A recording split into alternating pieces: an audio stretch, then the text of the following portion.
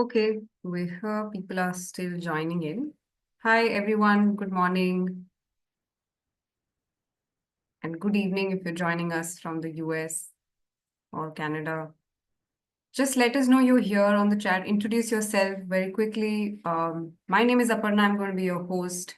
And we've got Seema, who's going to help us understand how resumes are supposed to be built and how you can actually crack the ATS. So that's the agenda of today's session. And let me know where you're from as well. So I'm streaming from Bangalore.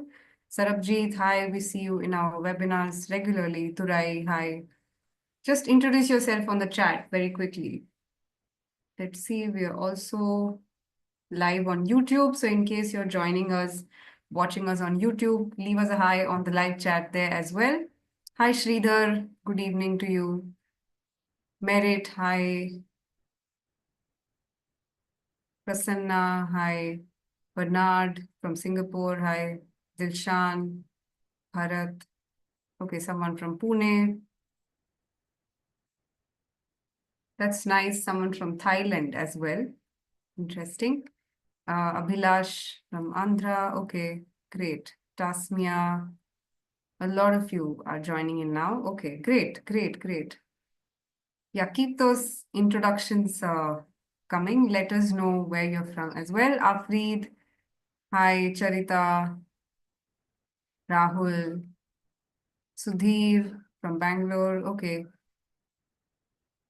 okay, Rajya Lakshmi from Hyderabad, Jay from Karaikudi, Madhav, Arun, Manoj.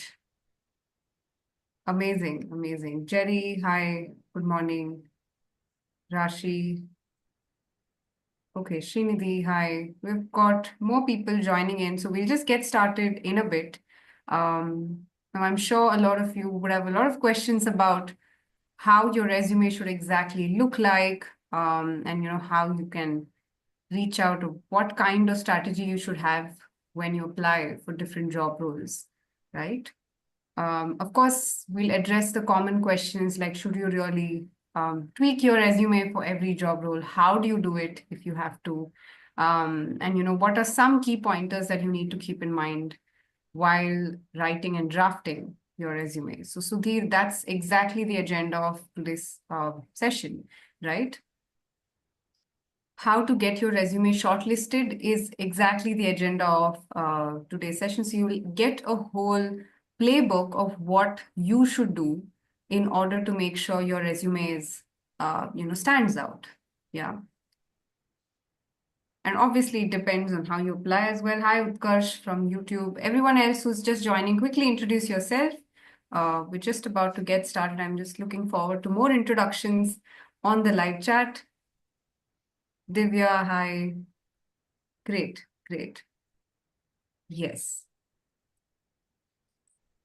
So like I said, it's your resume is the first step that your employers or your potential employers looking at. So the agenda of today's call is to help you land an interview and help you understand strategies actually that you can apply right away after this session to your resume. Yes. So quickly before we start, just some quick ground rules for you guys because it's important to set these things so that you don't ask these questions or you don't have to worry about these elements at all. All you have to do is to pay attention to the session and gain maximum benefit. Yeah. So if you do have questions, you might have a lot of questions to ask during the session. So make sure you utilize the Q&A box for that. What happens if you put your question in the chat box is why we might miss it. People might interact with the speaker during the sessions. We might miss your question. So if you want your questions to be answered, please do it in the Q&A box. And one more thing that we do usually in all webinars is keep the questions public. So anyone posts a question and then you can see it, upvote it. If you have an answer, respond to it. Let's say you have the same question, then you wait for the question to be answered. Yeah. So we may not be able to address every single question individually, but we'll make sure that your concern or whatever there is will be addressed towards the end. Yeah. And let's say you miss something, you heard something, but you missed something, your network is acting up, whatever the issue is, remember the session is being recorded. Okay, so you will receive a recording and a webinar attendance certificate on Monday. Yeah, so we'll collect your names towards the end for this. And so make sure you stay till the end for giving in your names. And that happens after the Q&A, right at the end of the session. Okay, so these are some quick ground rules so that we don't get the same questions. You only ask questions about how your resume can land an interview. Yes? Okay, so are we good with the ground rules? Can you just give me a thumbs up or something? Hi, Lokesh, Shubham, Vijita, Nalini, Kaushik, Rupesh. Hi, Reshma. Good evening to you. Valerie, hi, from Kenya. Yes, yes, great. One more thing we did this time in this webinar is that we'd asked to send your resumes. So we've got 4 resumes that we've kind of shortlisted, and we'll be doing a live review of that as well, right before the Q&A. Yeah. Glenn, hi. Abhishek, hi. So all of you are clear, right? So you will not ask me questions about recording and certificate while the session is going on. Yeah, that's what I'm assuming. Let's just now understand a bit more about you. So let's look at what your work experience is, and people on YouTube, you guys can let us know the answer to this question as well. So we'd like to know what your overall work experience is, whether you're studying, you can be studying or looking out for a job, you're still a fresher, or you have, some experience, so you've got more than 5 years of experience. Okay, so I'm just launching this quick poll. Please use the poll to answer any question. But great that we're getting responses on the chat, but use the poll so that we know the split, right?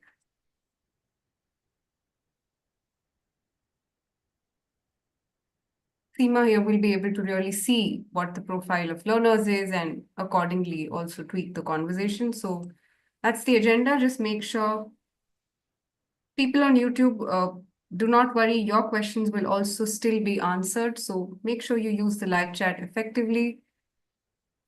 Yeah, and interact with us during the session. Okay, great. Vamsi, Ansari.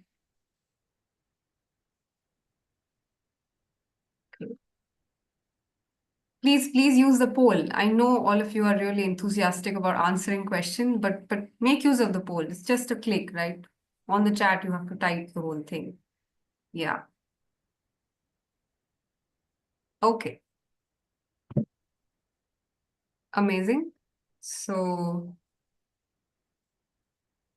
great. I think we've got close to 75% of you answered. But just give us your answers, guys. We've got close to 150 of you here, which is really exciting. Glad that you guys took out time on Saturday or, the weekend to learn about what you can do next with your resume. Yeah, it's really amazing to see that. I'm just going to close the poll, so make sure you quickly give in your responses. Yes, okay. I'm going to share these results here. A lot of you have more than 5 years of work experience. Okay, that's actually amazing. So you guys do have some experience here. Okay, great, great, great. So let's now understand what your domain is, right? So there's going to be another poll asking you that. Wait, hold on while you put that on the chat. Use the poll again. It can be other functions. Okay, I've not included all functions. So let's say I've missed something, just choose other. Some of you may be in marketing, some of you may be, say, in a cloud computing or a cybersecurity role, anything that's tech-facing, software. It can be anything. Just choose whatever is the most appropriate to you. Let's say you are in customer success. All of that comes under other functions. You're in the core ops, operations, then you choose the third one. Yeah. Yeah, you can be a civil engineer, but what role do you fit in? Great. Thank you so much for your responses. Try and use the poll as much as possible, guys. It's just easier for us and you.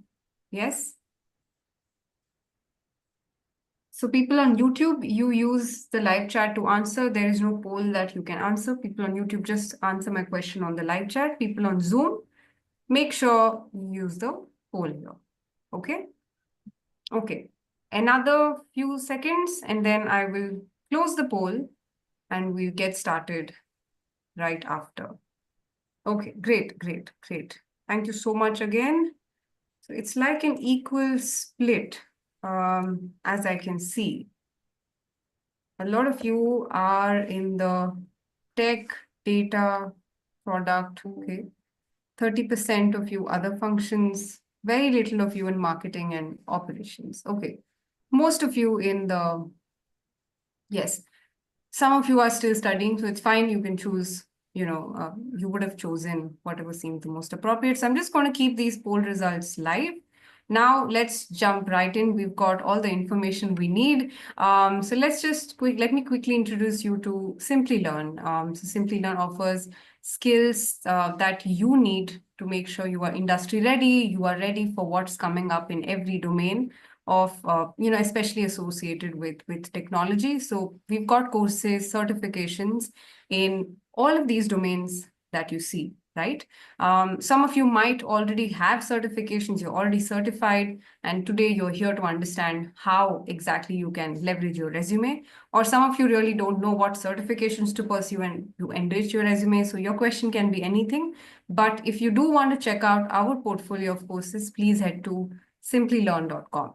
Okay, and you can look at long-term programs that we've launched with industry partners, with say IBM or PMI or PeopleCert. We've also got institutes like Purdue and Caltech partner with us for long-term courses, especially in Gen AI, data science, and machine learning. Okay, so we'll also just take you through very quickly, very briefly on what certifications you can take up. We'll do that towards the end. But right now, let me, introduce you to our expert speaker for today, Seema. Thanks, Seema, firstly, for accepting our invitation. So Seema has got more than 28 years of experience in career coaching and soft skills training. So most of the concerns that you have today will be answered through, the conversation that she has. Right? She's helped more than 50,000 individuals through corporates. Also, she's one of our trainers for a program in Simplilearn. So it's great to have you, Seema. Of course, she's also an author. You should check out her book, Secure, Scale, and Skyrocket, what career skills you exactly need. So I think if you've not seen her book yet, you should definitely check it out. Thanks so much, Seema, for joining us again. If you can just quickly introduce yourself and then we'll proceed with the session. Yes, thank you, Aparna, and good morning, everyone. I will introduce myself in the course of the session, I suppose. But good morning to everyone at Simplilearn today, and thanks for joining in. As Aparna said, from whichever part of the country you are, good morning. From whichever part of the world you are, greetings of the day. So once again, it's a pleasure to be here at Simplilearn, connecting with all of you. And I'm also looking forward to a very engaging and fruitful session ahead. I'm Seema Sahay, Career Enhancement Coach. As Aparna has said, I'm an employability and power skills trainer, author of 4 books, and a communications consultant, a communications specialist. So as a corporate trainer, I've had the privilege of interacting and working with several job aspirants and working professionals throughout India and also abroad. So basically, I began my journey, my academic journey, my professional journey as an academic. After doing my graduation from Lady Shriram College in English, I did my master's and MPhil, and then I joined Mumbai University as a faculty. So the next several years saw me teaching in various eminent institutions across the country. However, my transition from being an academic to a career and communications coach happened because it was a result of understanding the various challenges that people were facing, both job entrants, the new entrants, as well as the experienced ones they were facing in charting out a successful career for themselves. And the first step towards having that fulfilling career, that fulfilling professional journey, starts by making your resume, isn't it? Yeah. So this is what I understood, and this is very aptly the topic for today's webinar. And that is, what is it, Aparna? The next slide. Beat the ATS and build a resume that lands interviews. Yes, So absolutely. this is what we will be discussing today, and it might be helpful to everyone, not just to the new job aspirants, but also for people with a little bit of experience as well. Yes. So before we dive into the session, let me ask you a couple of quick questions. And I know you are a very interactive audience over here. So let me also ask you a few questions. How many of you, the first question, how many of you have applied for jobs online, but you have wondered and you're not sure whether or not it has even been seen by a recruiter, by a hiring manager? If you feel that yes, you can write agree in the chat box. You can write me in the chat box, and I can see a lot of answers coming Yeah. in where you feel your resume has just gone, I don't know where. Thank you. Thank you for the answers. Now, the next question. How many of you agree that in today's job market, very competitive job market, it is imperative to have a standout resume? Please type agree in the chat box again, or me, or whatever it is. Give me a thumbs up. Agreed. Thank you. Thank you, Sarabjeet. Oh my God, so many answers coming in. Yeah. Yeah, okay. And last question, finally. How many of you want to learn and create a magnetic ATS compliant resume for yourself? Please type resume in the chat. Please give me a resume in the chat. Great. Great. So we are all set. Thank you so much once again for your responses, and let us begin. So today I will be talking about, of course, what an ATS optimized resume is and how to create one. And finally, as Aparna has said, I will be reviewing a few of the resumes in this session. So let me ask you another question. What is a resume? First of all, before we even come to the ATS, what is a resume?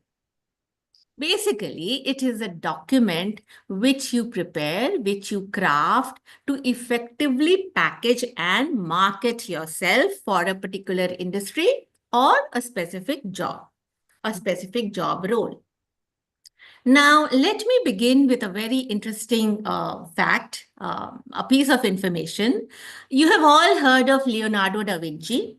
Now, he was one of the greatest artists of all times. He used to stay in Italy. You must have seen some of his works. Now, he has been credited. That will come as a surprise to you. He has been credited with creating the first ever CV in history. And that was way back in the 15th century. So Italy was going through a war-like situation, some crisis situation. Leonardo da Vinci did not have a job. He was having a difficulty to make ends meet. He wanted to work for the Duke of Milan, the ruler of Milan. So he prepared a document where he enlisted all his engineering and military skills, such as how he could design a lightweight bridge, a foldable bridge, which would come in handy when fleeing from the enemy. So he focused on what the Duke needed. He focused on what was required and not at all on his artistic achievements. So his CV is an excellent piece of personal marketing, and it was tailored to what the employer needed and not really to all the other skills that he had. And that essentially is one of the fundamentals of a great resume, which we will be talking about today. So yes, now we come to the ATS, the first hurdle. a lot of you might be knowing what an ATS is. As you know, it is an Applicant Tracking Systems, which most of the companies these days are using. Most of the larger companies are using, and it is used to to zero in on the right candidate and to filter out the candidates which are not really of use to the company. So it makes their work faster and more specific. Now, there are certain essentials of an ATS-friendly resume. So let us look at each of these things one by one. The first thing, of course, is the length of your resume. Now, you must include all the relevant details, but you must at the same time be concise about it. So your resume should not exceed 2 pages. Now, here you might say, I have 15 years of experience, I have 20 years of experience. So that you are, so in that case, you are preparing a CV. There is a slight difference between resume and CV. Resume is for people who have lesser number of years of experience, and a CV is a more comprehensive document where if you have, the senior position or mid-career position with 15, 20 years of experience, you have a lot of experiences, a lot of job roles which you need to talk about. Maybe you have your publications to include in the document. Then you write a CV, which is a curriculum vitae, and it is called CV and not a resume. But for our purposes, we will just talk about it as a resume only. We can, sort of interchange both the terms. Yes. So as I said, the first point is the length. Be brief while capturing your work experience, your milestones, your achievements. They all have to be there, but they all have to be very, very brief in a concise manner. And how can you be brief? Any answers? How can you be brief in your resume? Any answers? The best way to be brief and concise is by using bullet points. I'm sure a lot of you are using this. But yes, so the best way is by using bullet points, and using the advantage of using bullets is your resume stands out. It looks more structured, more well formatted, and it cuts out all the unnecessary details. So also it makes it very easy for the ATS to scan your resume when you have your bullet points. And once it is past the ATS, then the hiring manager, the recruiter, he or she will scan your resume. And if they see the bullets, then it's the work is easier for them. And you have heard of the 8-minute resume test, which is that any recruiter has on an average just about 8 seconds, sorry, not 8 minutes, 8 seconds to scan your resume, and that will decide whether he will go on to read it more and you'll get an interview call, or whether it is not accepted at all. So make those 8 seconds count. And how do you make them count? First of all, use bullets. Second, and the most important thing is use keywords. Next slide, please. So use keywords or the key phrases. Do not have a generic resume. Customize it by using the key skills, the required key skills that are mentioned in the job description. So whichever role you are applying for, look at the job description, look at the listing, and see what is it actually they are asking for. And it is always mentioned in the job description. So you must optimize your resume for the ATS by incorporating the right keywords. As it is mentioned over here in the slide, that how can you use the right relevant keywords by carefully reviewing job descriptions, etc., by researching industry trends, and you will get a fair idea of what the keywords are in your specific job role if you are abreast with your industry trends. Exactly. So someone looks at the job description in detail and then kind of see what matches with their experience and uses these keywords. So Prasanna, that's your answer. That's the answer to your question. Okay, okay. There was a Yeah. question. Okay. No. How to use keywords. So basically, the Yeah. answer is to look at the job description, obviously, and try. Yeah, so you look at the job description, look at the specific skills that they are asking for, look at the tools that they are asking for, look at the certifications, the qualifications, the kind of knowledge that they are asking for. These are all requirements in the job description. Then after that, see that with respect to these requirements, are they using any action words? For example, have you implemented such and such thing? Have you analyzed such and such thing? Collaborated perhaps with cross-functional teams. If you are looking carefully, you will understand that this is what they are asking for, and these become your key phrases or your key words. So you must use certain terms like implemented, analyzed, collaborated. If you find these in your job description, use it in your resume so that the match is very, very good. So ATS will be matching all these keywords. Yes. And they're all very important competencies that the company wants you to have. The company wants the job role to have. So you must include them in your resume. And also you must be aware of, Prasanna, you must be aware of the industry jargon, the industry specific terms. There are so many terminology which a specific industry would be using. So the job description also might reflect that. So be aware of that, because different industries and different companies, they have a different kind of language, a different kind of jargon, which people from that industry are familiar with. Yes. Now, if you want an example, I can say if in the job description, it is written project management. Do you have that skill of project management or data analysis? Make sure that those terms appear in your resume.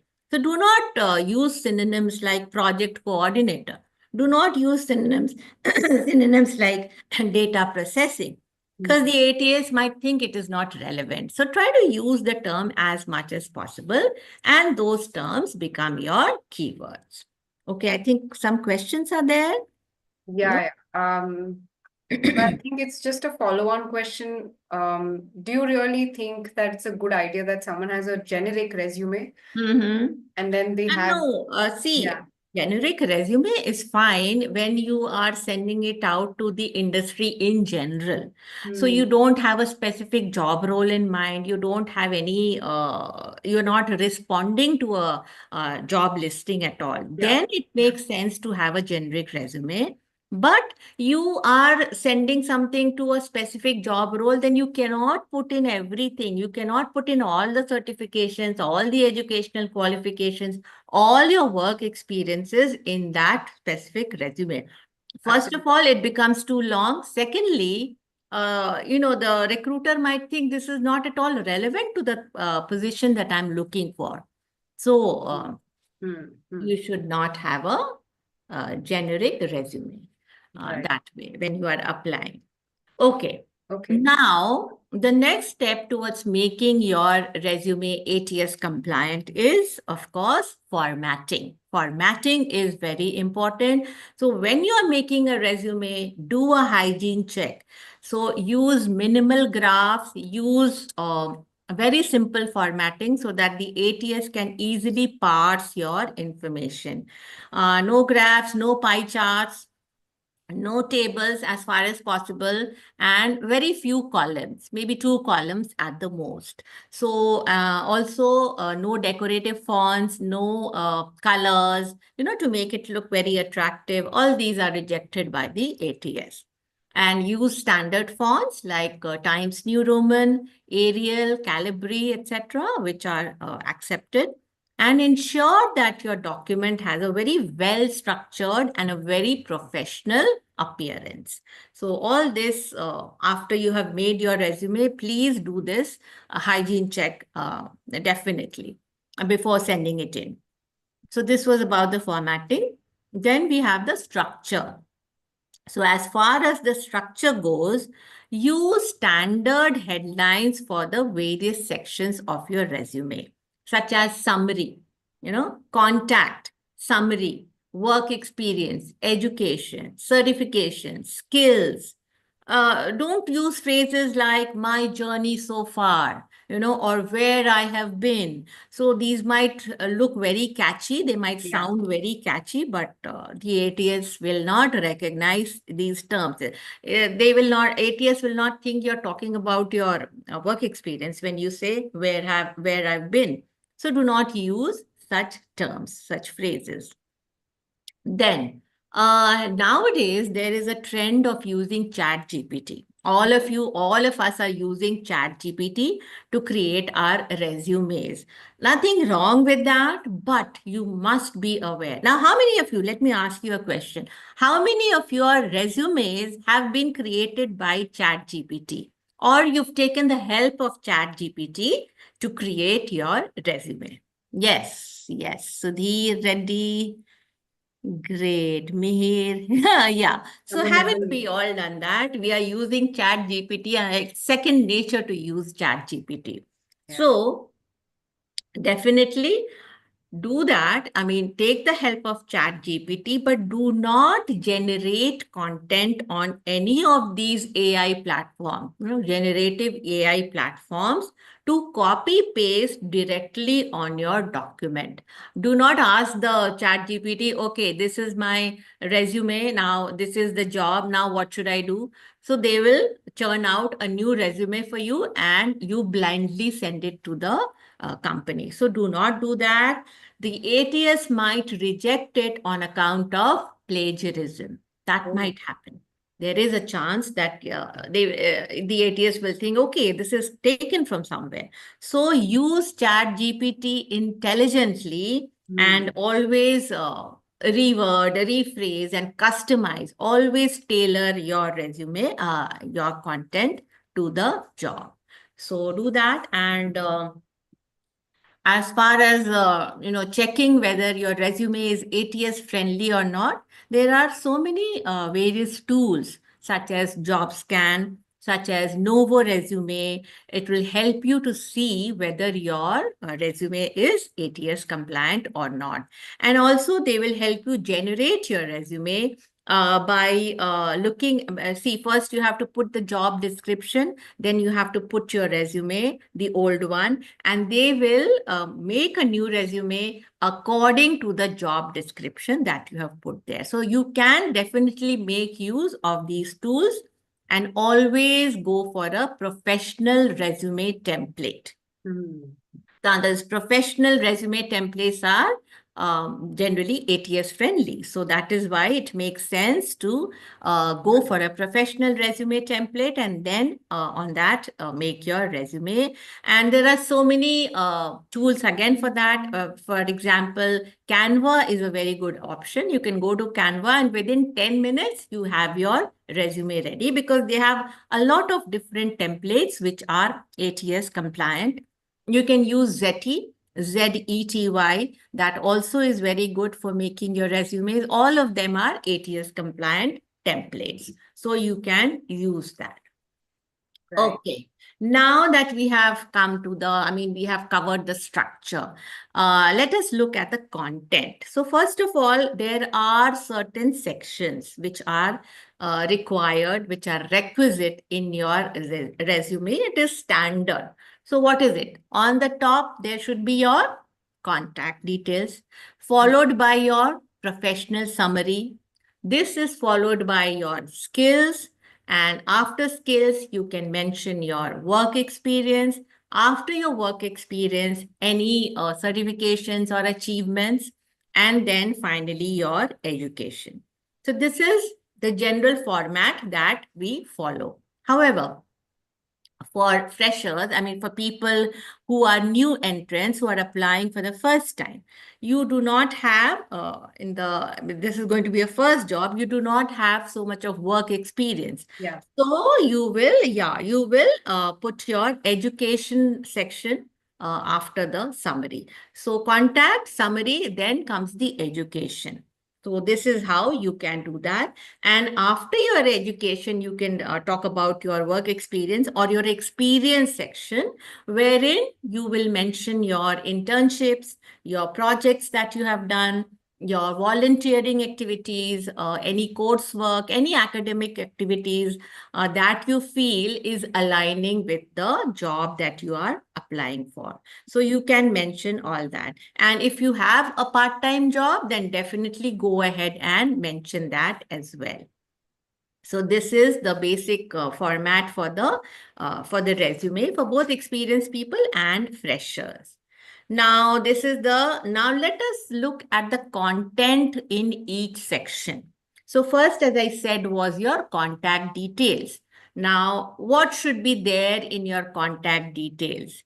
First of all, of course, your name, your contact number, your email ID, and most important, your LinkedIn URL. So your LinkedIn ID also needs to be there right on top at the header.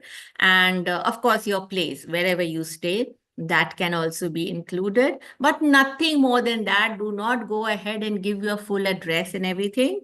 Nobody wants all that information. So be sure to include your LinkedIn URL, because and it should be clickable, because this is what the recruiter or the hiring manager, they might click on it and immediately they'll see your LinkedIn profile, and which they want to do, because your resume is just 1 page or maximum 2 pages, but they want to know more about you, so they will go to your LinkedIn.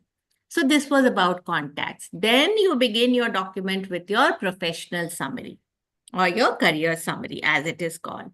And don't skip this, never skip this, even for the people who are new graduates. Do not skip this, because it's very important, and it gives the recruiter a chance to understand the kind of professional that you are. What kind of a role are you looking for? So again, as I said, do not make a generic summary because you are applying for a particular role. So here also take advantage of that fact, and in your summary of 3-4 lines, try to say what kind of a professional you are, what is your industry, what is your role, how many years of experience you have, is there any significant achievement that you have made, then do mention it on top. And for the new entrants, what are the opportunities that you are looking for? So all these things, if you can just write in 3-4 sentences, that formulates your professional summary. Now, do not go for an objective statement, because earlier a lot of people used to write a professional summary and then an objective statement. This is just a waste of space. Do not do that, because the opportunity that you're looking for itself is an objective statement, which you are including in your professional summary. Especially the freshers would be doing that, and not so much the experienced people. So this is how you do it. Now, if you want an example, how would you tailor your summary? Because, as I said, look at the job description carefully. For example, if they are looking for an admin, the role of an admin manager, and the job description could be, are you an experienced and confident person, administrator? Have you ever worked in a busy and diverse office environment? Are you self-motivated? Are you organized and flexible in your work?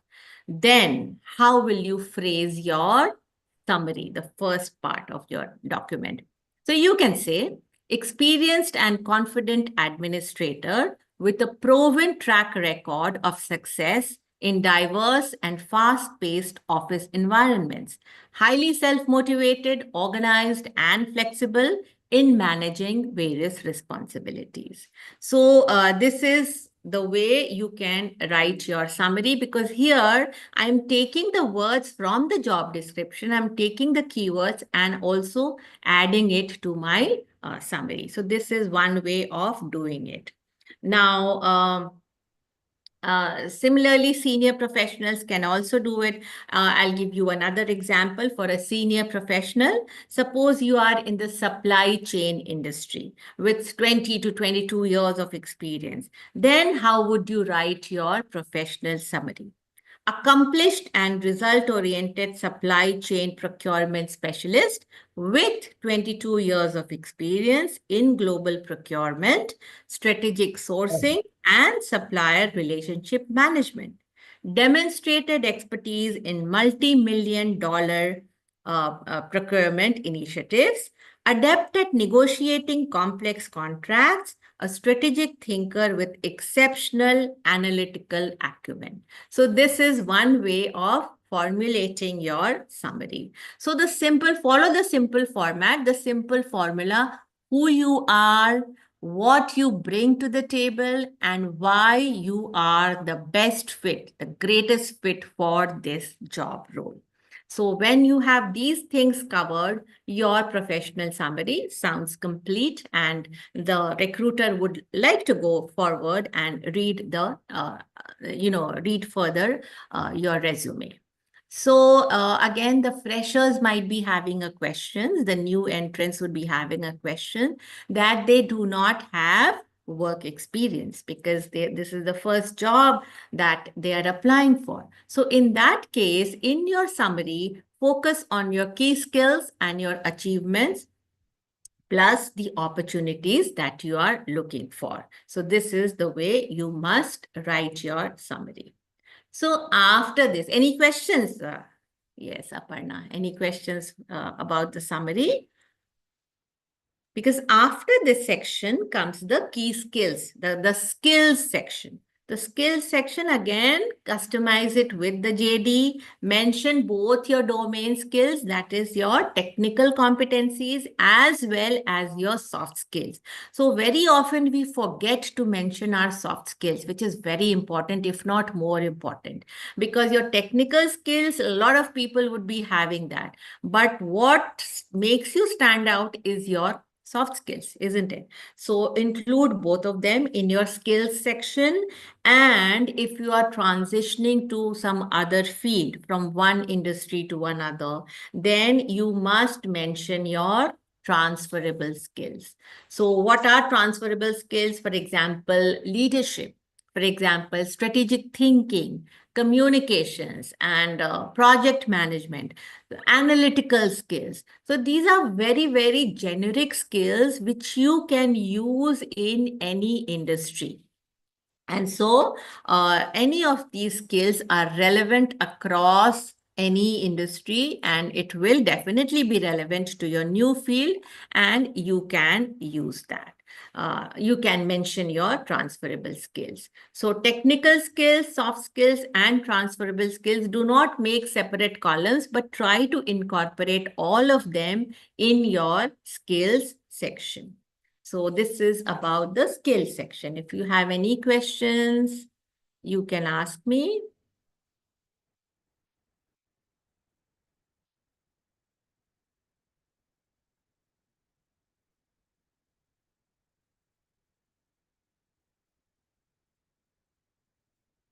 Okay, I'm not able to hear.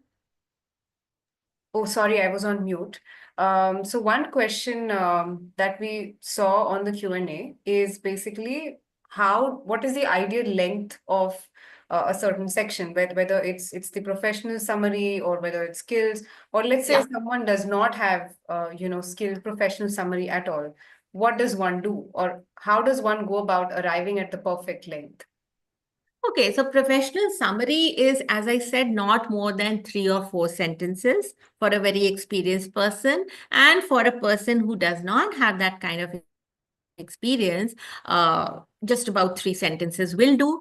So as I said, follow the formula of who you are. Okay, graduate or whatever, student of this and this course. And then what are your significant achievements or your talents or your skills that you can mention in one line. and why you are the best fit for this job. So just 3 sentences and you will arrive at your professional summary. Got So it. that is 3-4 lines at the most. Your skill section, as you know, maybe you can mention about 8 to 10 skills at the most. And then comes the work experience section, which has to be the longest one because depending on, of course, the number of years of experience that you have. So your work experience section needs to be the biggest section in your resume. And here, when we are talking about the work experience section, it has to be all your experiences have to be listed in the reverse chronological order, starting from the latest.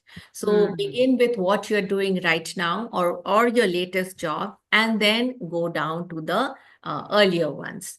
Here again, I would like to say that if it is not relevant, do not go beyond 15 years of experience. Do not write down very, very old experience which are not even relevant right now. So if it is not relevant to the job you're applying for, just about 10 to 12 years of experience, what you did in those past 10 to 12 years is enough. And here again, the proper formatting is very important when you are at your work experience section, when you are making your work experience section. So write the company name, write the duration when to the time that you were there, and write your role. So 3 things: company name, duration, and role before each of the job role. And after this, you have to write in 3-4 bullet points your specific achievements. Do not only write your responsibilities, but write what have you achieved in that role. Yeah. And yeah, so these can be in 3-4 bullet points. Yes.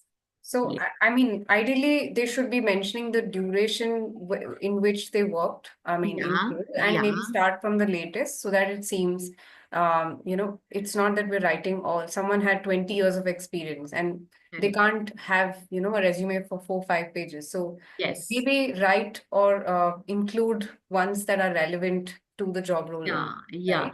I'll Yeah. always think what is relevant. I mean, I have so many things that I can write about in my previous job, but is it really relevant to what they are asking for? So Yeah. you have to pick and you have to think and you have to strategize very carefully. Do not make your resume so lengthy that the people will not even read it. Have 4 to 5 bullet points at the maximum for each job role. And there you have to just write your achievements. What did you do there? What result did you get as a result, as a corollary to your action? So Yeah. action, result. That is the way the bullet point should be formulated. I And think, yeah, sorry, please go on.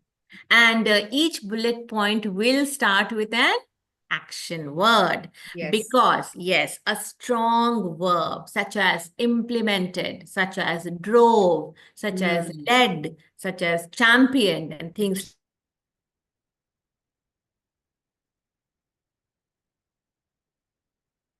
Think we just lost her for a minor duration. She might be back. Yes, she will be back. Don't worry. It's just like a minor glitch. Could be her network. Do not worry. Demonstrating this Yeah. is the skill I had and this is the result I obtained. So these action words are displaying your relevant skill for the role as well as your leadership skill. When you are saying led such and such thing, then your leadership abilities are displayed, and it displays your proactive nature. It displays that you are confident of taking initiatives. So Yeah. that is why we use the action words, the action verbs, because Exactly. because you need to showcase your key skills. Yes. Yeah, I think what one common question that everyone has is what is an ideal resume? Is there a sample? So I think maybe we should jump to the point where we are actually reviewing the resumes because then they'll know Okay. Okay. ideally Great. approach Great. it. Great. Great. And also a second question that a lot of people had is, are these online tools that Mhm. help in writing or drafting an ATS-friendly resume? Are they helpful? Or if yes, Do you recommend these to your current clients, or do you recommend any of these for our learners today? Yes, definitely. I mean, for my clients, of course, what they do is they want me to help them write the resume. But there are so many others who do not really want that, and they use these tools. Because what happens is these tools are already ATS compliant. They are using resumes which are ATS compliant. So they will tell you, they will look at the JD and they will tell you, these are the skills that the JD is asking for. Do you have these skills? And they will include those skills in your skill section.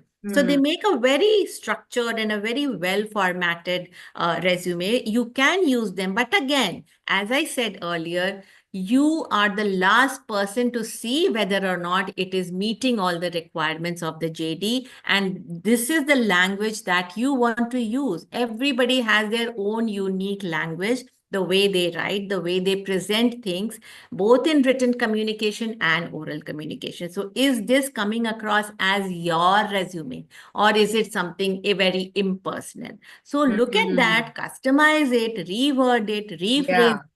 cut out a few things, add a few things. If you think that, okay, I have an interest or a hobby which needs to go into my resume, why not do that? If you feel Is that there? it is right, it will Yeah. catch the recruiter's eye, by all means, go ahead and do that. And it is not the last thing that, okay, this is what the specific software has generated for me, and this is what I'm going to be sending out. No, it always has to have your own personal touch, your own language, everything. Take that just for getting ideas, but don't take that for getting the key words also. They Yes. generate very good keywords. So take it for that, but then add your own, whatever you want to add your information. Yeah. Right. So it can be any tool, really, but you're suggesting that make sure you're smart with it, just like what you said about using Gen. About the AI. Yes. Yes, About yes. So ChatGPT. maybe be smart with it. Do not just blindly use keywords and try to make it sound like it is written by a machine or someone else. Maybe make it give that a personal touch and see what exactly you can pick from those suggestions and how does it match with your actual JD, right? So there is some amount of effort that goes from the Yeah. person who's applying for the job as well. Definitely.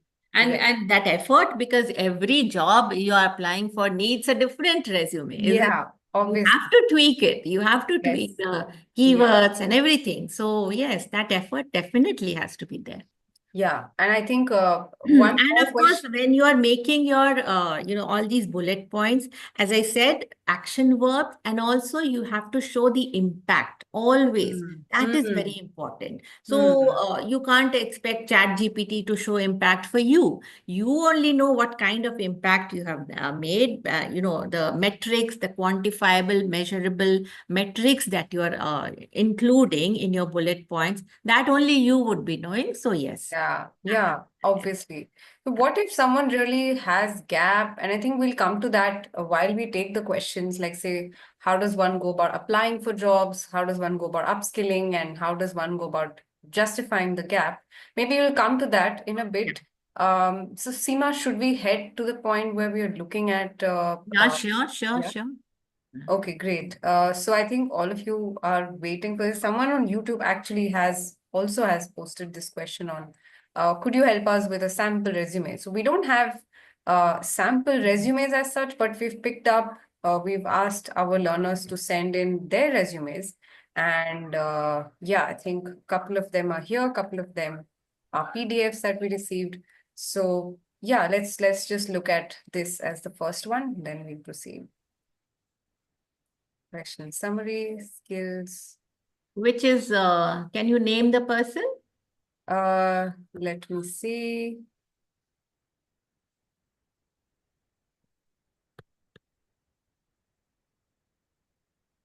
Just a moment.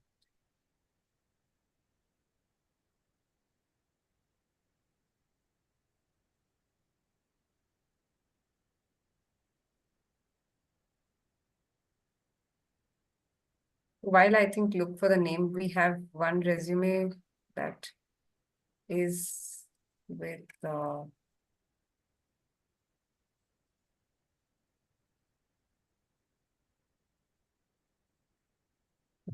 Sorry, I've actually hidden the names. So No, that's okay. That's okay. yeah, I'm also not sure of the names. One resume is of Happy. Her name is Happy. So Yeah. yeah, very nice name. Happy. So Yeah. maybe we can look at her resume first, and Okay. yeah. So the profile, instead of profile, you can write the professional summary. I mean, I'm going from the top. Mhm. And I would say at a glance, the format and everything, the overall structure is very neat, but it is missing a few things. So first of Mm. all, there should be consistency in the alignment of the headlines, which I do not see. Somewhere it is not there. And why would the person have these drawings on top? I think I could see something. No, no, I've just hidden the details. That's Oh, why. I see, I see. Yeah, Okay. yeah, yeah. So I've hidden her contact, and Okay, that's the fine. reason you see that. And she has two columns. So Mm. it's fine. At the most, you can have two columns. And also be consistent. Look at the font over here. Mm. So be consistent about the font that you're using throughout. And that will only give it a very professional appearance. And also be careful about the spacings. The resume looks a bit sometimes it looks a bit cluttered. So be Mm. careful about the spacing, and too many things are going on over here. Yeah. Make your headlines more professional. Then, if I'm not mistaken, in the contact section, if you could scroll up, where is the contact section? Yeah, Yeah, I've again hidden them, in but the she has. contact section, do not write contact me. That is not Mm. special. Just write contacts.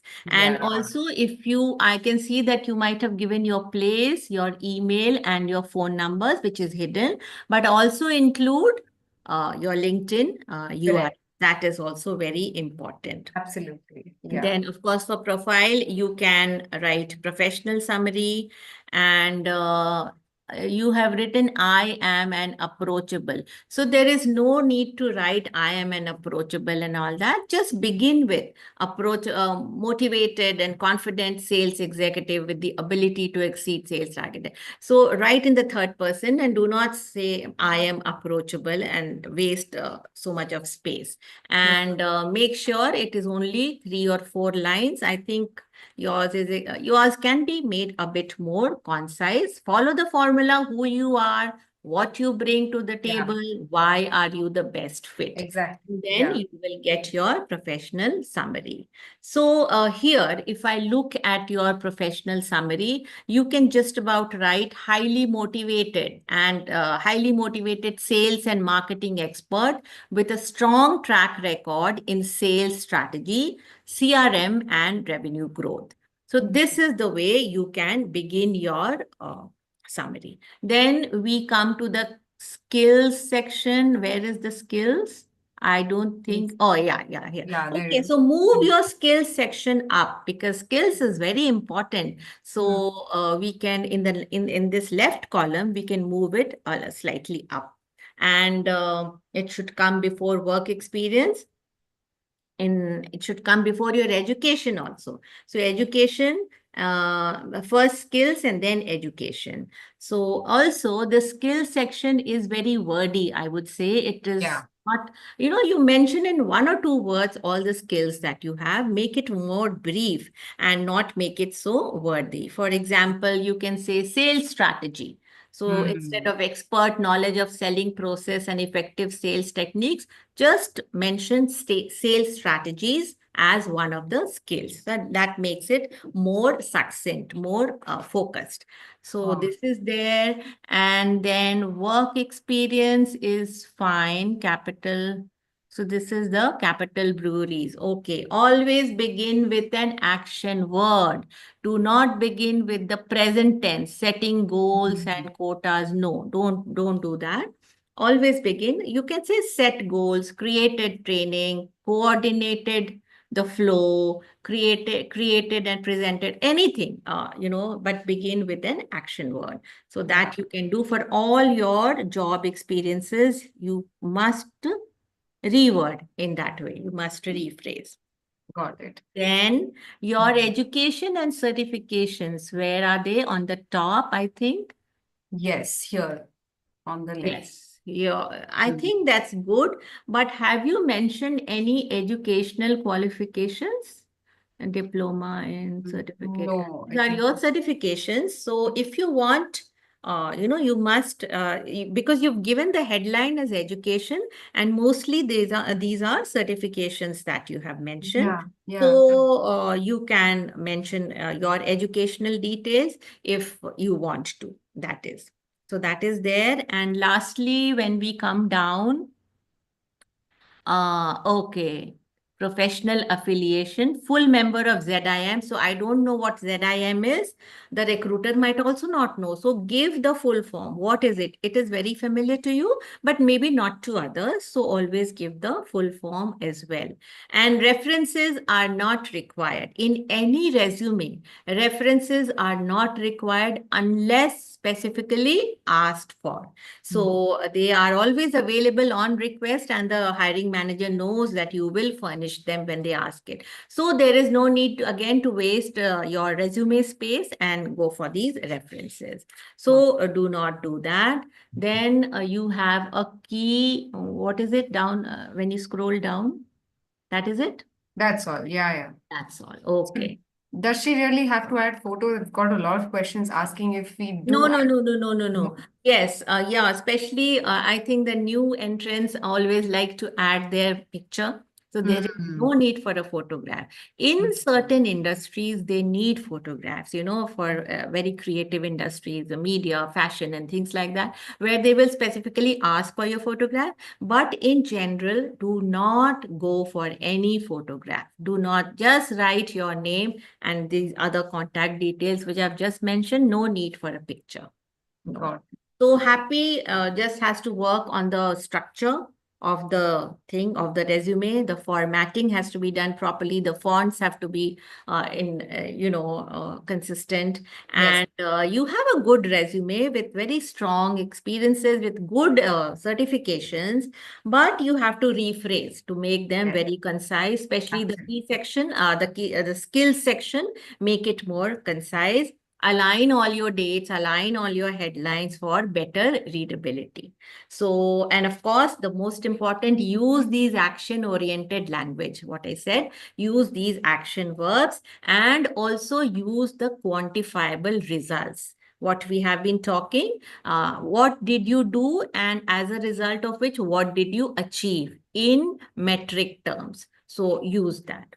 So that will make Got it better, your resume. Got it. So we just have another resume now. Because yeah, I think my screen is visible. I'll just zoom in a bit. Yeah. Yeah, this is Okay. okay. Yes, Yeah, LinkedIn is, yeah, okay. her LinkedIn is there. I'm not sure. Mark Boss, okay. Yeah. Yes, so your contact details, I think everything is in order. Your LinkedIn is also there, your place, your phone number or whatever, and yeah, everything is there. Great, yes. So, and make sure that this LinkedIn is clickable. Yes. If it is clickable, then it is very, very good. Now let us look at the summary section. So here also experienced full stack developer with a strong, all this is fine, possessing over 4 years. So you have written your years of experience, which is also good. Then the next line is Marcos has, okay. So don't write Marcos has successfully. You are not telling that like that. You can just omit Marcos. Don't write your name. Just write successfully developed comprehensive systems for e-commerce. So do not write in the first person at all.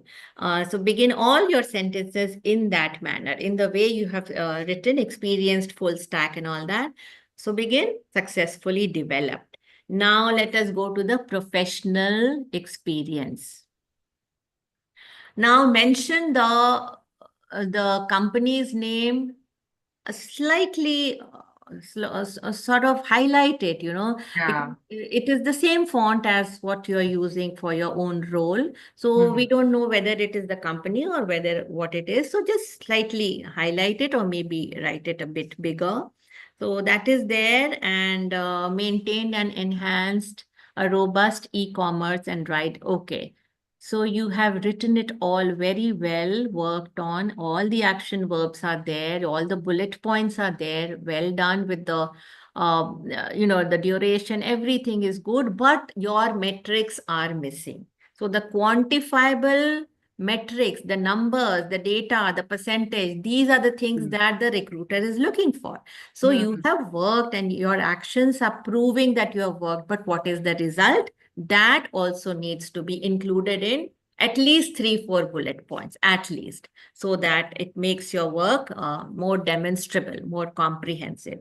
So Yep. that is missing. So add, by 35%. For example, implemented a secure system and developed a real-time notification feature to alert stakeholders about important changes. Yes, you implemented it. Then what happened? You automated invoicing and stock tracking by reducing manual effort by 30%. So you can give the percentage, you can give the numbers. Then again, the next job role, again, metrics have to be given.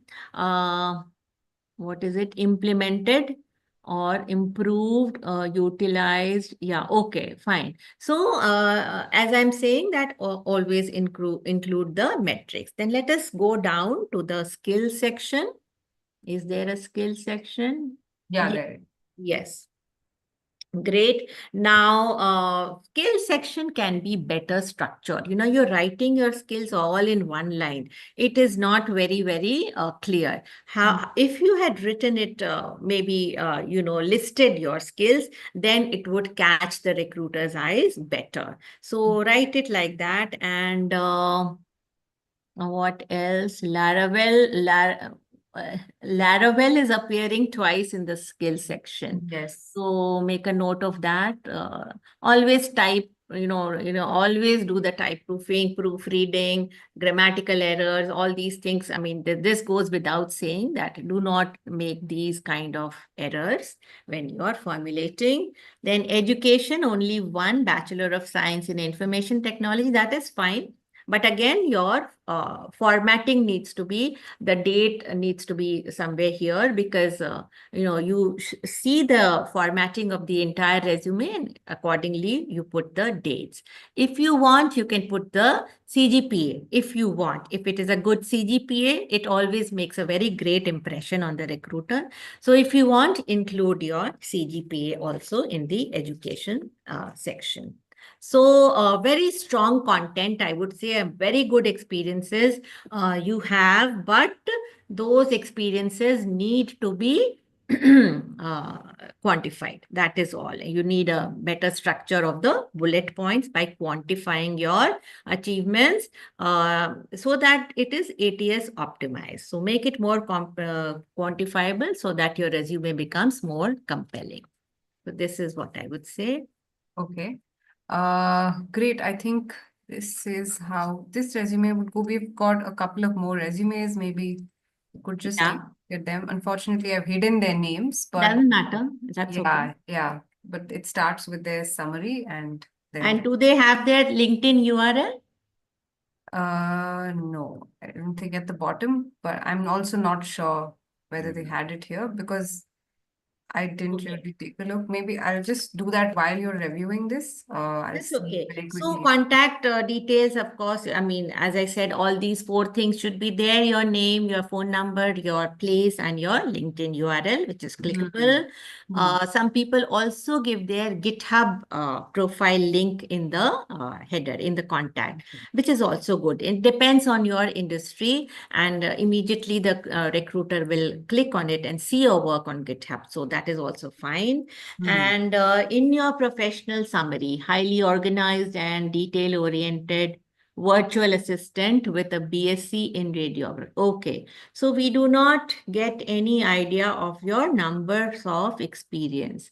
How much experience do you have? So if you have so many years of experience, why not mention it over here? So that we don't have. And it seems that you have transitioned from health radiography, from healthcare to being a virtual assistant. So here you can emphasize your transferable skills as well, because the recruiter will say that, okay, this person has been in healthcare. Now, just recently they have come to virtual assistant. What is there to prove that he will be a good one? So then here comes the importance of your transferable skills. Use it and include it in your resume throughout, in starting with your professional summary. So you can rephrase the first sentence: highly organized and detail oriented virtual assistant with a background in healthcare administration and a BSc in radiography. And then go on to proven expertise in such and such things. So you can rephrase it in that way. Then we come to the skills and competencies. Now, this section again, let me just, okay. This section again is very well framed. Only thing is, it needs a bit of structuring. So if you're writing administrative, this is not the way you will mention all your skills. They do not have to be in one sentence. Skills are maybe one or two words, and they should be listed, in a listing form and not in a sentence kind of form. So make some changes over here and see that it is, of course, you have so many skills, but make sure to use more of keywords. Look at the job description, look at your industry. Are you using the keywords here? If you are using the keywords here, fine. If not, try to incorporate them in your key skills also. So do that. So for example, you have written calendar, email management, etc. Yes, that is administrative expertise. But you can also mention for email management, what are the tools you had used? What are you familiar with? So suppose you have used ConvertKit or something, then mention that in the skills section also. So this is very, very general. Make it more specific is what I would like to say. Then let us go to the professional experience section. And you have used the bullets. Good job there. And you have used the action words again. Spearheaded, optimized, transitioned. All of them are very good. And what else? Honey, crispy, and the formatting is okay. That's fine. Spearheaded, optimized, transition, the manual invoicing. So again, you have mentioned metrics 90%, 30%, but after that you have not mentioned. So try to include a few more metrics in your bullet points. So that will make it even more stronger. Give the quantifiable results in all your job roles. Let us go down. Yeah. And now here comes the diagnostic radiographer. So this was your previous role. So now try to demonstrate how your previous role is going to add value to your present one, which is what you are applying for. And I can see October 2024. So that is just 1 month. So was it a unpaid kind of an assignment, or was it a paid assignment? That is not clear from here, but you have mentioned it in your work experience. So just make it clear. Was it a learning experience, or what was it when you were transitioning from being a radiographer to a virtual assistant? Did you do it at that time? So make it clear. And if you did, how is it going to add value to being a virtual assistant? So that can also be added somewhere there. So this is how you frame your work experience. Then let us go down. Okay, education, certifications. Certifications will come before the education section, because you have a number of years of experience. So write the relevant certifications which are relevant as a virtual assistant on top, and then the other kind of certifications. So the virtual assistant training, that you have done, virtual assistant training, We Savvy Academy. September 24, that can come on top, and the others can come after that. And very good certifications, relevant ones also, I would feel leadership, management, everything is transferable. All these skills are transferable and they have been included here. Then will come your education, and you have given your Bachelor of Science in Radiography, because right now your education is not the highlight. Right now your skills and certifications will become the highlight. So come, let the education come to the very bottom of the resume. And second class upper division.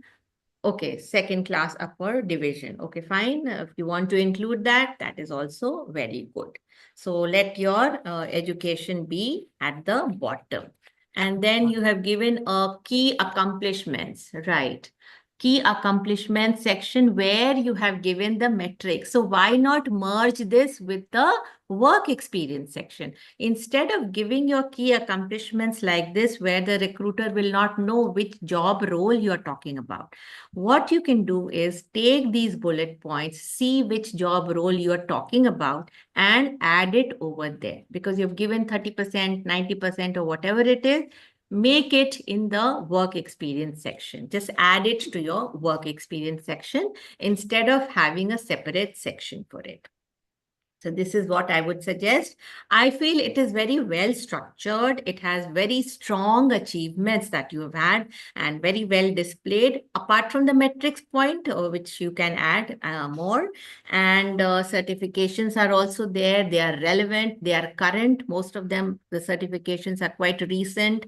And you just have to make the career transition bit more clear by showcasing your previous experiences and how they are aligning with your virtual assistant skills. So just make that a bit more clear. That is all. Got it. And then I think we just have one last resume.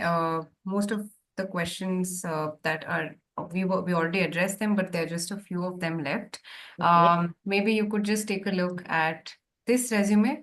And again, let me help you with the name. So by the way, the other resume that you reviewed had the name, the contact, Okay. Okay. yeah, it And had. this one did not have the contact and all. Yeah, let me check that. Okay. While I do that, maybe you can again, because Yeah, so as I said, have everything in the contact section. Just check again all the relevant information that has been included. The LinkedIn has been included. Then I see that he or she has begun with skills section. So there is no professional summary at all over here.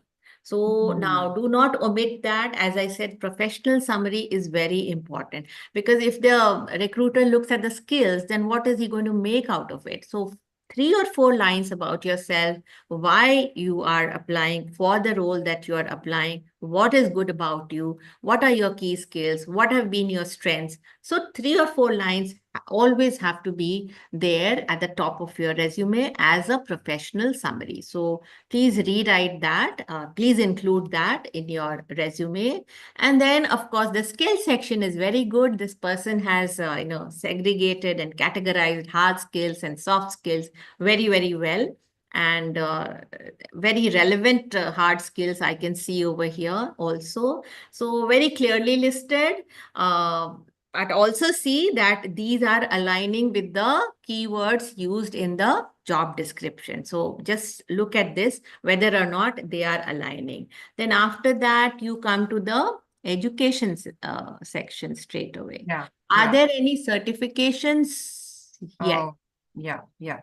Okay, fine. That's One. okay. Since you have added the certification, professional writing, Taylor, Baylor, what academy? Okay. So give a bit more of detail. What kind of a certification was that? So we are not able to understand. And is that academy, is that clickable? Are we supposed to click on it and see what that academy is all about? The recruiter does not have any idea, nor the time or the inclination to do that. So don't do that. Mention it very clearly what it is all about. And then, of course, education, Bachelor of Science in Architecture, 2023 to date. The to date meaning what? I mean, when are you going to be finishing your Bachelor of Science? Are you still studying? If you are, give the expected date. Don't write to date. What ATS will not pick it up.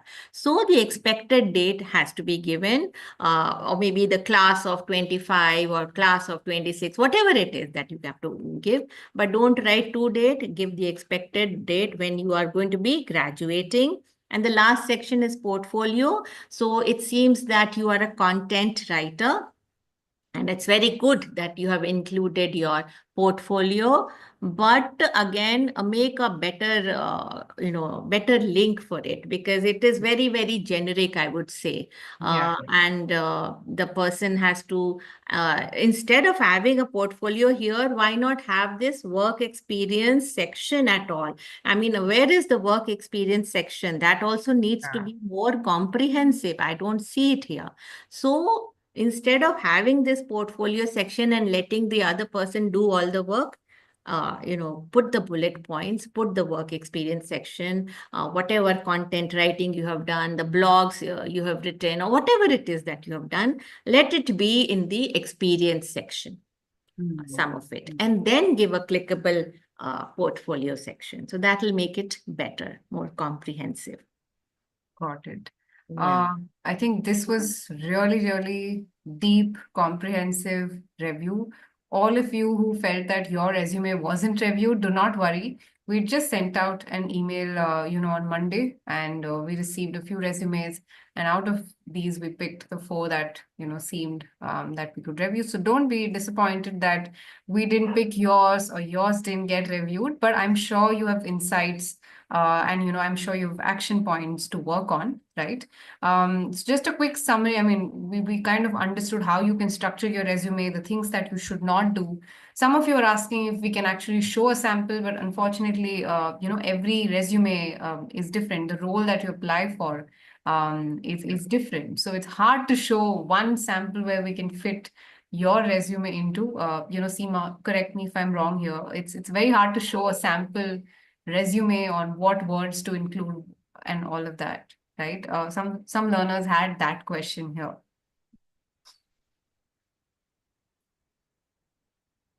Do you think we should, have a sample resume with which they're working, a template of sorts? Yeah, okay. I mean, next time we must have it if they are asking. We can have a sample resume for a fresher, in the sense that a person who has just graduated. But again, it's very difficult because they are from different backgrounds, they are from different streams. So their learnings and their whatever work experience would be very different. Their certifications would be very different from the others.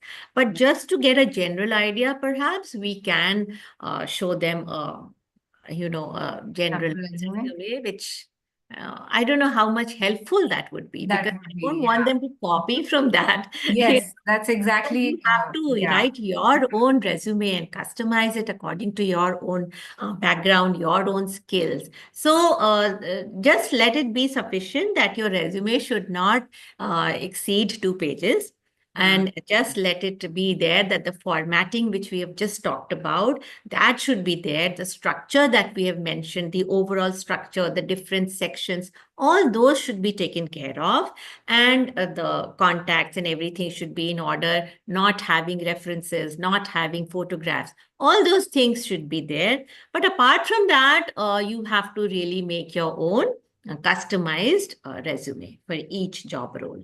Yes. All right. So a couple of questions that we kept getting was about the gap. So how does non-relevant experience, or let's say someone does not have, they have really, like say 15, 20 years, but out of which say 4 or 5 or 6 or 7 years is relevant, and someone has a gap in their career. So how does one go about, with their resume in that case? What should their strategy be?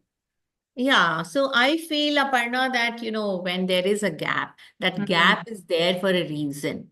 So Hmm. what happens is, what most people they want to do is they want to hide that gap, or they Yeah. don't give so much of importance to it, maybe in the interviews also.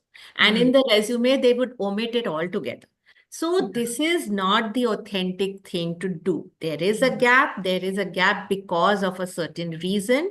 Mhm. Do not feel scared about it that, okay, I will not be getting a job and I will not be getting an interview call because of this kind of 4 years or 5 years of gap. So whatever it is, be honest. Suppose you are, for family reasons or for some other reasons, you have taken some time off your career, then be honest about it and say that because of this reason, I have taken a time off, but I have upskilled. In the meantime, I have not been just sitting idle.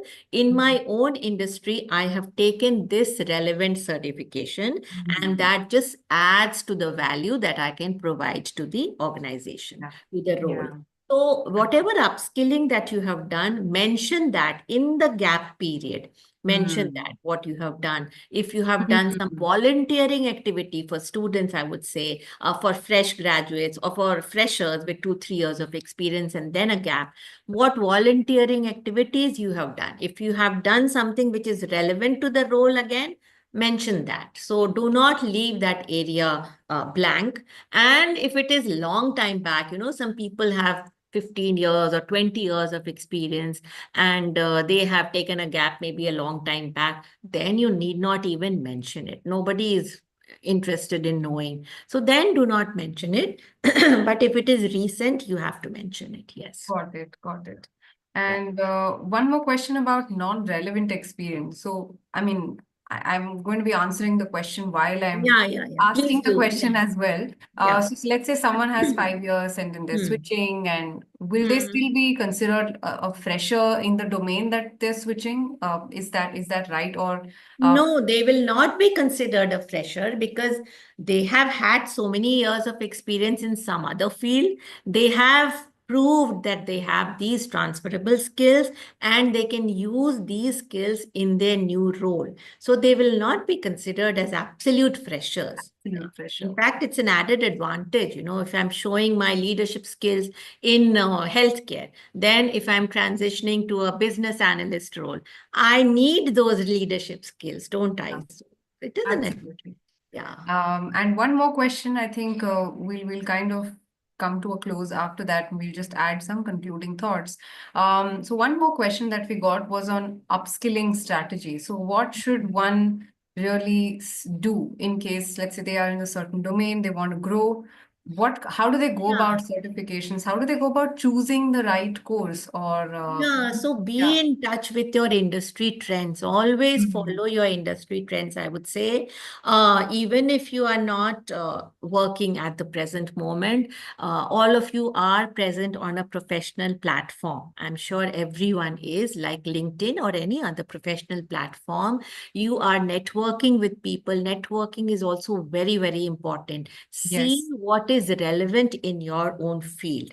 See Yes. what certifications people are doing and getting promoted as a result of that. So Yeah. look at all that and try to find out where you can have those certifications done. LinkedIn Learning is a very good medium where they have these courses.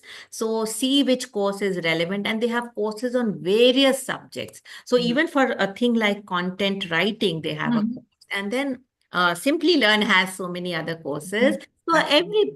everywhere you will find these relevant courses to upskill yourself. See what is it that you need right now to Mm. get to that next level, whether or Mm. not you need that kind of education, that kind of training, that kind of certification to reach the next level. Then Mm. definitely invest in yourself, invest in your learning. That is the best kind of learning, and go ahead and take that certification, I would say.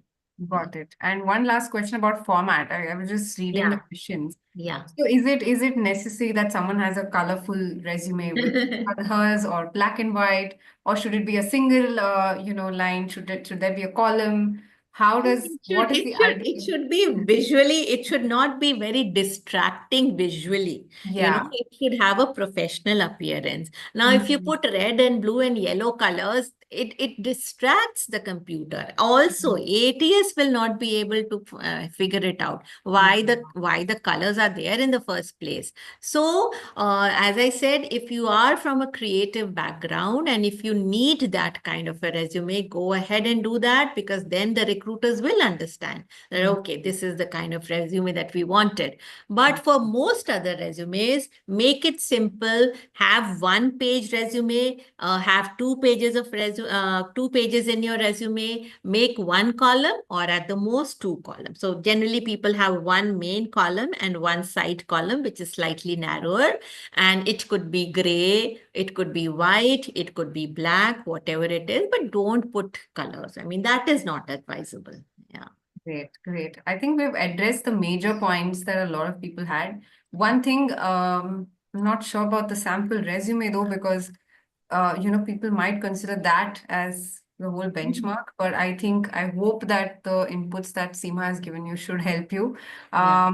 Or, I mean, you can reach out to her on LinkedIn. I've also shared her LinkedIn link Yeah, on. definitely. I can. If Yes, you want yes. their resumes to be seen or something, some suggestions to be made, definitely I'm available. And Yeah, I'm just going to do that right after, yeah, just right away, because I think I shared that at the beginning of the session. But it was a great session, very, very, we got a lot of enthusiasm from the learners, a lot of curiosity, and, a lot of concerns that hopefully were addressed. Thanks, Seema, for, patiently answering all the questions that our learners had. Your energy and everything was like, I was able to kind of see that, and hopefully the learners are, taking something back after this session. So any quick thoughts that you have while I, take learners' feedback? So learners can I'm just launching a quick. yeah, so thank you so much once again, Aparna. And I hope that I was able to address a few of the challenges that the participants are facing vis-a-vis their ATS-friendly resume. So, I mean, as you can see in this session, it's not a big rocket science to, formulate your own resume Yeah. in which is ATS cognizant, So just go ahead and do it. And as I said, there are tools where you can check, they give the percentage also. This is 90% ATS friendly, or, they give those scores. So there are Mhm. tools which you can sort of use and get ahead and go and make your resume. So are these tools paid or they're also free tools? They all have basic as well as paid Hmm. subscriptions. Yes. Hmm. So, Hmm. Hmm. yes, to get a better result, obviously, you need to go for the paid ones. Yes. Paid ones, Hmm. or maybe reach out to a career coach or someone that. Yes, yes, definitely. That, of course, is. Hmm. That will give you more of a personalized, review of your Yeah. resume. Yes. Yeah, absolutely. Great. Again, thanks so much, Thank Seema, for you. joining us. And again, thanks to the learners who've given us feedback. Now, there's just a couple of more things before, we end the session. We'll close this in the next 5 to 10 minutes. What I would like to show you is the certifications that Simplilearn offers. Now, some of you asked, what kind of certification should I be pursuing? Now, that's dependent on, of course, your career goal or where exactly you would like to head next, what your growth path is. So we've got certifications in a bunch of domains: cybersecurity, we've got cloud, we've got data, agile and Scrum, and project management as well. Some certifications in the IT service field as well. So in case you are interested in pursuing, and if these certifications seem relevant to you, or in what you can be in any domain and you will still be able to find a growth path, but again, it should fit into your career goals, right? So what I'm going to do is there will be a poll that I will be launching, and if you give a yes on the poll, it means you are interested to take up a certification, and it can be any certification that you would want. So just make sure that when a learning advisor actually calls you, and if you have clicked a yes, please mention clearly as to what certification you're looking for. They will be able to guide you or direct you to someone else who can answer this question for you, right? So if you, let's say, want to look at our portfolio of certifications, let me just do that right now. Uh, yeah. So you can give a yes on the poll here and let us know if you're interested in the certifications. What certifications we offer, let's say you want to take a look at them, please head to simplylearn.com. All you have to do is to go here, certifications or career aligned learning paths. Let's say you want to pick a career and you want to become a certain role or achieve a certain level, you can pursue these, but here are your options for certifications. Yeah, right. And let's see if we have any more questions. Okay, glad that we were able to make the session useful.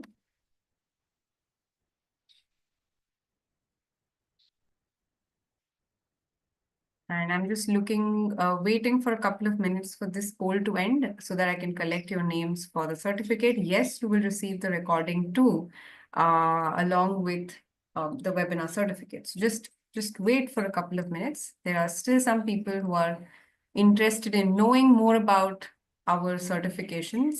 Just that whenever a learning advisor calls you, be clear as to what you want. That is why I've given you the link. Research on which certification suits you the best, okay? And have a clarity before you talk to someone, and then decide on whether you want to pursue a certification or not, or no.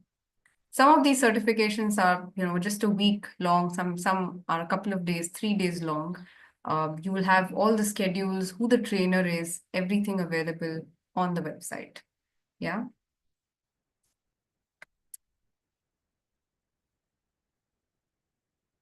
Yes. Okay. Great. I just had one more question that I wanted to ask Seema. I seem to have missed the question, but it was a very good question. Let me see if I can find it.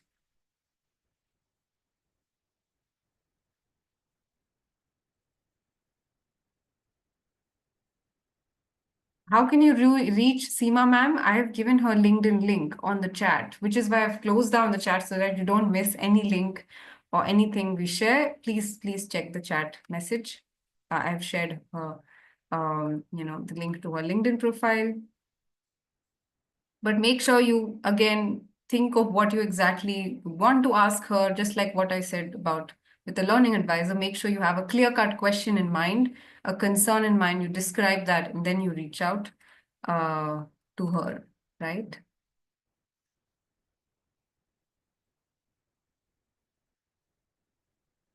Yeah. Okay. Anyone else, we'll be closing down the poll very, very soon. So just make sure if you are interested in pursuing certification from Simplilearn, just make sure you click a yes on the poll. I'll keep that live for about 30 seconds. Seema, yeah, I found the question. Seema, just one more question, that a learner had is whether buying the LinkedIn or a Naukri subscription is good for their job search. So do you advise a premium plan on these job portals as well?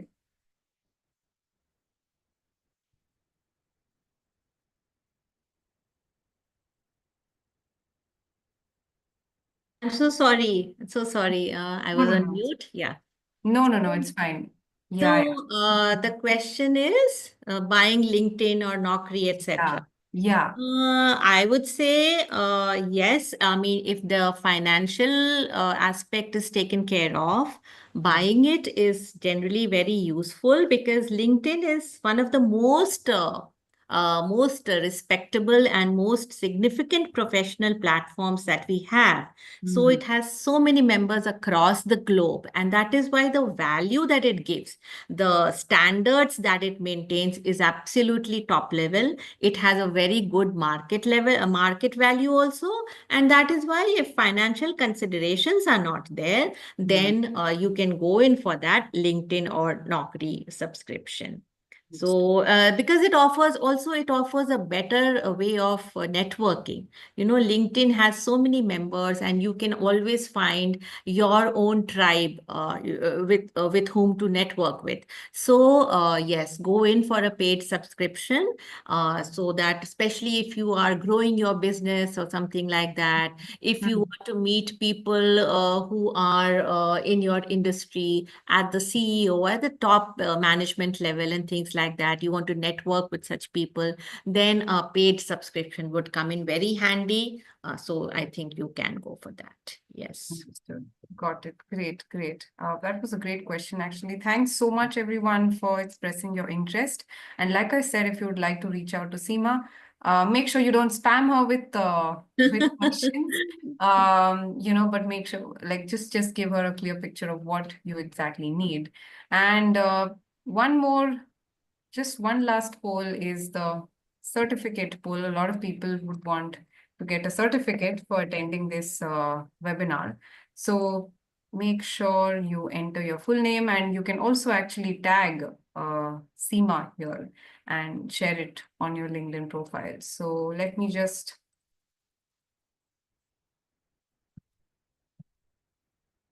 enter your name and just exactly how you would like to appear. You would like your name to appear on the certificate. So let me just launch the poll right here. Yeah. Great. So all in all, I think it was a great session. It was great hosting you. Also, people on LinkedIn, on YouTube. I hope you could find the session useful, understood what you should do next with your resume. Yeah. One more question that I just remembered is, how does one really handle rejection with resumes? What do you recommend to, say, your clients in such case? When you are rejected, there is nothing wrong with it. I mean, there is no need to feel dejected about the rejection. So basically, why does one get rejected? So come to the basis of that, come to the root problem. The problem will be solved when whatever we have just talked about in the session, Yeah. about being it ATS friendly resume, how to make it ATS friendly, how to include keywords. So when you start customizing your resume, then you will not face rejection. You will get an interview call. So just look at all the various sections, see that they are optimized for the ATS. That is the basic first step to follow. And then only the other things will come, that whether or not you have the key skills that is required for the role, whether or not you have the work experience. So then that is another reason for rejection. But the formatting, the content, I mean the structure and all that, everything needs to be ATS compliant to get past the ATS, to beat the ATS, first of all. Then you will not be rejected. And please handle rejections in a very, very positive manner, because see, for every job listing, for every job opening, there are so many, approximately 250 candidates for each job that is being posted. So only one person will be selected. So do not take it as a personal Yeah. loss. Yeah. Absolutely. So we're just about to close. Thanks very much, Seema, once again Thank you so much, Aparna. for spending the time here. It was great hosting you. I think we'll call it a day. I'm just waiting for a few more answers to come in, and then we'll end the session here. Great. We'll do more of these sessions, and we've taken inputs on what can be covered next. So hopefully another time we collaborate with Seema and have her share her insights and learnings here as well. Great. Thank you so much, Seema, once Thank you so again. much. Thank you, everyone. Bye. Bye. Bye, everyone. Bye. Yes, so I'm just about to end the session, guys. Please make sure you finish entering your names. I'm just waiting for the 26 of you who haven't entered your names. I just don't want you guys to miss out on this. So yeah. Thank you, everyone who joined. I'm glad that the session was valuable. There is an error in the poll. You can enter your name now. Don't worry, Rajalakshmi, we'll make sure that your name is corrected. And let's say by Monday or Tuesday morning, you don't receive your certificate, please email us at webinars@Simplilearn. Only end of Monday or Tuesday morning. So don't email us before that asking your certificate. If you've entered your name in the poll and you've entered it correctly, do not worry. You will receive your certificate. Okay? Yes. Great then. Thank you so much, everyone. I'll close the poll.